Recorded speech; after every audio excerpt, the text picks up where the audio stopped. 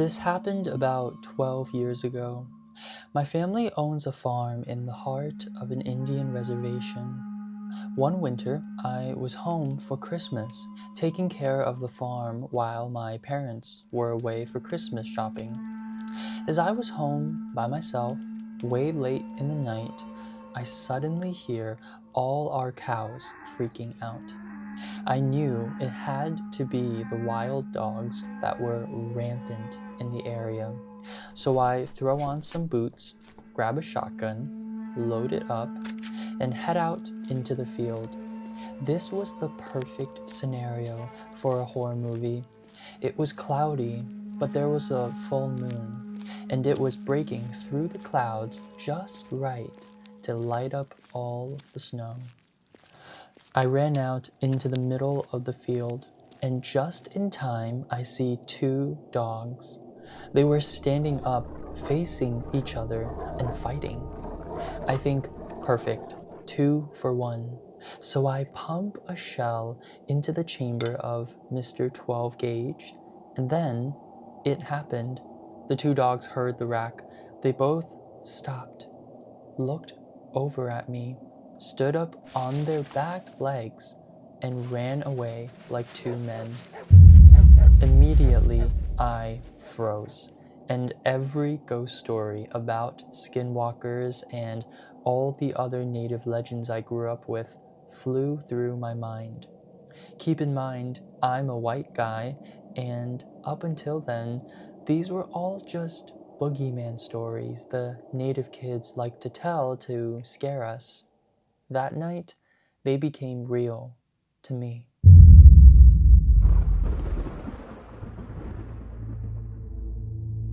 My grandmother on my mother's side has always been superstitious. For lack of a better word, she's not religious, but she does believe in a lot of paranormal stuff. Her mother was full-blooded Navajo, and her father was Irish. Either way, she'd never been anywhere east of Montana, and she grew up in Nevada. One year, when I was in grade school, we went to visit her. Most of the visit was pretty uneventful. Typical boring old people stuff, except she would always keep her curtains drawn shut and would always peek out the window. When someone asked what she was doing, she would simply reply, "Yenaldlooshi is watching me." This went on for nearly the entire visit until a few days before we were due to leave. My grandma and my baby brother James were in the front yard that evening, planting flowers, when all of a sudden my grandmother starts shouting, "James, get away from that creature. It's not safe." Of course, being in Nevada, we all assumed that my brother had found a scorpion or a rattlesnake. So we all run outside, only to see my grandmother clutching my little brother and shaking in terror against the side of the house. Standing in front of the yard was a large, black, Great Dane-sized dog. It was staring at my grandmother with an intensity I'd never seen before. It looked up at us, gave us a little huff, and bounded off. I don't remember if it moved unusually fast or not, but I do remember it had really deep yellow eyes. When my mother asked my grandmother what had happened, she kept repeating, "The Yenaldlooshi has found me." She moved a couple of weeks after that.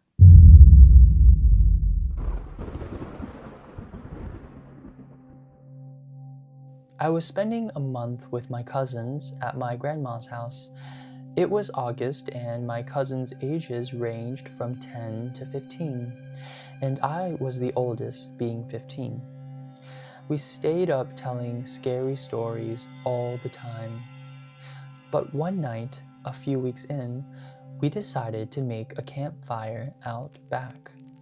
You see, my grandma's house is in a rural suburb, The neighbors aren't too far when you're driving down the road to her house, but in the backyard, it's thick forest with man-made paths through it. Each house is on a hill, so only a part of the basement was actually underground. Remember that for later in this story. So, we're towards the east side of her yard, in a smallish patch of open land. You couldn't see the neighboring yards from there, and there was probably 3/4 a mile to each side of us that belonged to my grandma. It was maybe 11 at night, and we were playing Truth or Dare after telling scary stories. That's when my 14-year-old cousin dared me and another cousin to walk through the paths for 10 minutes or so. I said yes right away, as I wasn't easily scared and rather level-headed. But my younger cousin was a bit more hesitant. We didn't bring a flashlight because it wasn't pitch dark yet, and we could still see enough to not die. We decided to walk the path, and about 5 minutes in, we could barely see the fire through the trees when we decided to turn. In the middle of the path was a large dog-like creature, hunched over with its front hands an inch from the ground. What I remember most was how its eyes were so bright, like a bright white light, and it was humanoid, dog-shaped, with a human-like head, but a dog-like body, but with human hands and feet. It looked right at us, and I know I was paralyzed with fear as it dashed the opposite way it came, towards a creek that ran through the yard. Eventually, my cousin and I screamed bloody effing murder, and the other cousins and my grandma ran to us. I don't remember much here because I was really disoriented and I couldn't think properly. But I did wake up in bed, so I assumed that I was brought up to the house. All the kids slept in the basement, in a big room with sliding glass doors to the outside, as the room, again, was on the side that wasn't underground. My bed was pressed against a big glass window, and I could see my cousins playing outside down below. The house is in Michigan, so it gets slightly chilly even in the end of August. There was a slight breeze, so I put on a jacket and ran to join them outside, skipping breakfast, not wanting to miss out on anything fun. When I got down, I could tell they weren't playing, but rather running to get my grandma. Her dogs, both of them, were dead, ripped up. That night, we went to bed early. I woke up at maybe 2 in the morning because I felt something hit my head. My cousins were all sitting on the double bed opposite of me on the other side of the room. They were being quiet and staring at me. The 13-year-old nodded his head toward the window. I froze. They all looked so afraid. I turned my head slightly to the side, and that's when I saw a really messed up looking face pressed to the window with gaping eyes looking down at me. I screamed so freaking loud, and I bolted. My grandma called the police after I told her what happened, but they found nothing. I went home after that, and I have never been back there during the night again.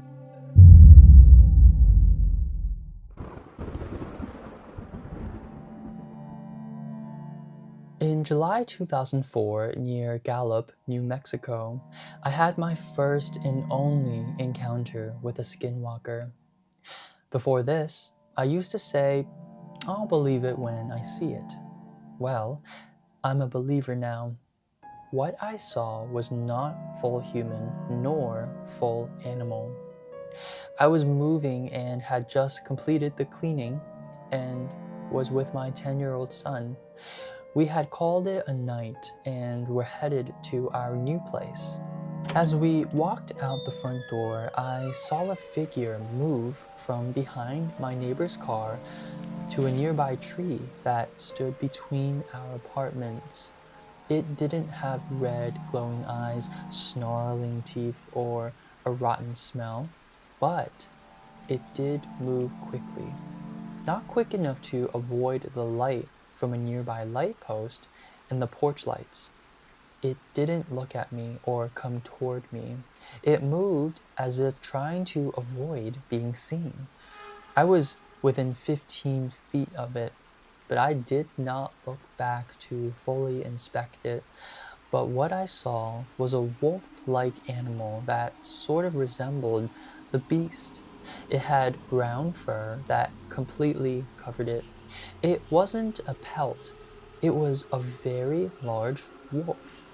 It didn't have any human traits except that it walked on its hind legs. It cowered behind a tree as we got into our vehicle. When we got in, I asked my son, "Did you see that?" Thankfully, he hadn't.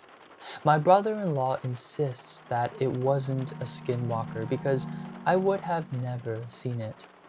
To this day, I can picture what it looked like.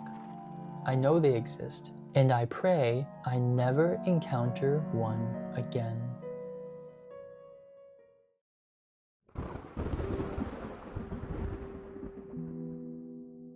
This didn't happen to me, but to a very close friend of mine.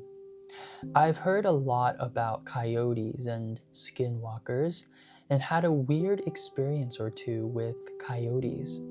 The creepiest part was waking up to my sleeping bag being surrounded in paw prints without ever hearing them during the night, but never anything paranormal, so to speak. Patrick's story, however, kept me from ever going back to my favorite backcountry campsite. He was leaving the area one morning, had been camping there a couple of days, and said there was a coyote that always seemed to be close by, like in his peripheral vision, but never overt. He loaded up his truck and started to drive down the washout to the fire road. At the end of the wash, he could see the coyote following him. When he pulled onto the road, it was running next to him. Now he was freaked out, so he sped up. He said he was going 35 miles per hour or so, and it was running along right beside him. Definitely not possible.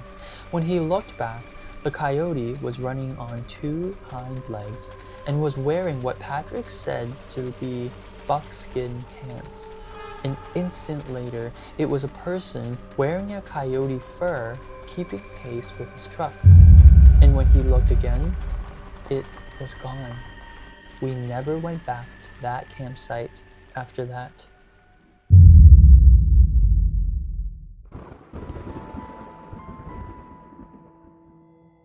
I decided to join my bestie Karen for a 3-day stay at her grandmother's place on the res.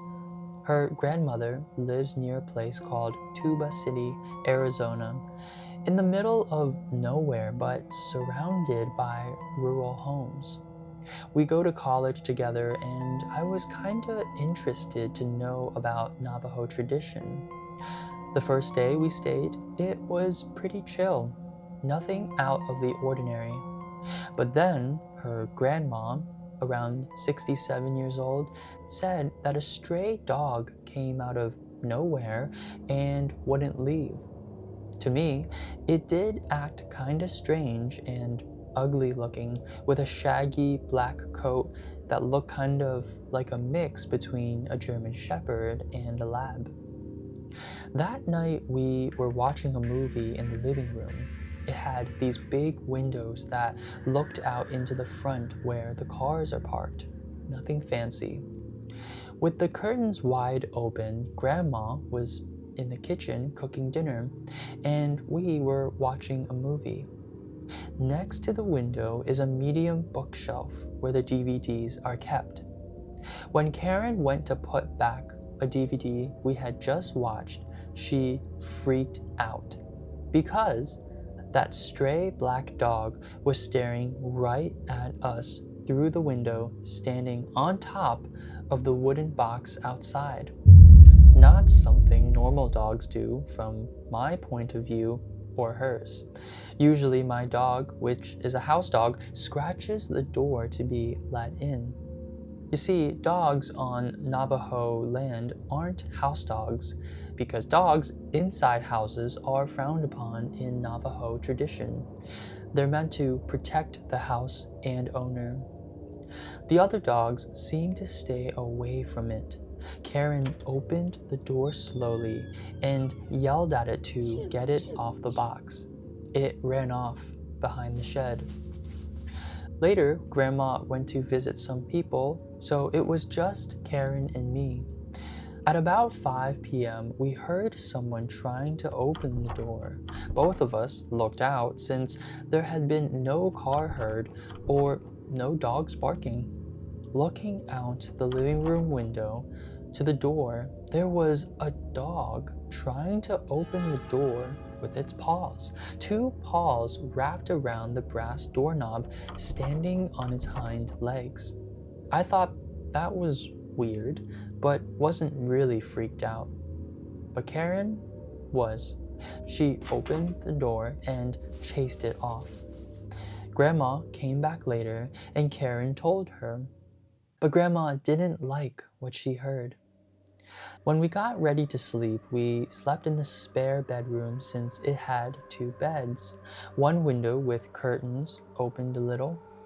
We turned off the light, but there was a sound coming from the top of the roof. Pitter-patter footsteps and scratching sounds and panting. It then sounded like it jumped off onto the plastic water barrel we had. At first, we heard what sounded like barking, but as it grew louder, the other dogs seemed to be barking at something also. All of a sudden, something was running around the house barking, and it was a dog. No, it wasn't a dog. This barking sounded human. A deep male voice barking like it knew that we knew it wasn't a dog. And then panting we heard by the window. And that's when we started freaking out. Karen decided to open the curtains to look out. It was the stupidest decision in my opinion because what we saw was a stray dog on its hind legs looking into our bedroom. And what I thought were 2 black holes in the neck were another pair of eyes that twinkled, just like those ugly, glossy spider eyes staring at you. Its paws were deformed-looking human hands with overgrown, somewhat thick and sharp fingernails. We both screamed and shut the curtains close. Grandma came running through the door and seeing it. The first thing she did was grab ashes from the fireplace, load 3 shells from the shotgun under her bed, blessed herself in Navajo, and went outside to shoot it, yelling in Navajo about how the thing wasn't welcome here and it needed to get the hell out of here for it to go and linger somewhere else. The next day, they called the medicine man to come over and put cedar in. He prayed over everyone with cedar smoke and an eagle feather, blessed the place, made us eat bitter herbs called eagle's gall, and gave me an arrowhead. Apparently, I needed to carry one for protection and a little pouch as well called corn pollen. The medicine man said that dog was a skinwalker, but I call them yoshis. The body of a stray dog, which was killed by the skinwalker, made an illusion so we wouldn't know it wasn't a real dog. He also said that skinwalkers tend to harm people by using some sort of human bone straw to spit at someone. Think spitballs, but only deadlier, and get human bones into them. Doctors can't detect it, but the medicine man that day pulled a piece of human skull right out of Grandma's right shoulder. Pretty big, about 2 inches long and 1 centimeter thick. It was real because we watched him pull it right out of her, and that was intense.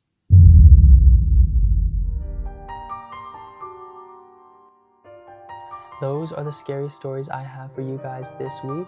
If you aren't asleep yet, go ahead, like, and subscribe because we make new videos once, twice, or even 3 times a week. I hope you enjoyed this video, and I hope you sleep terribly.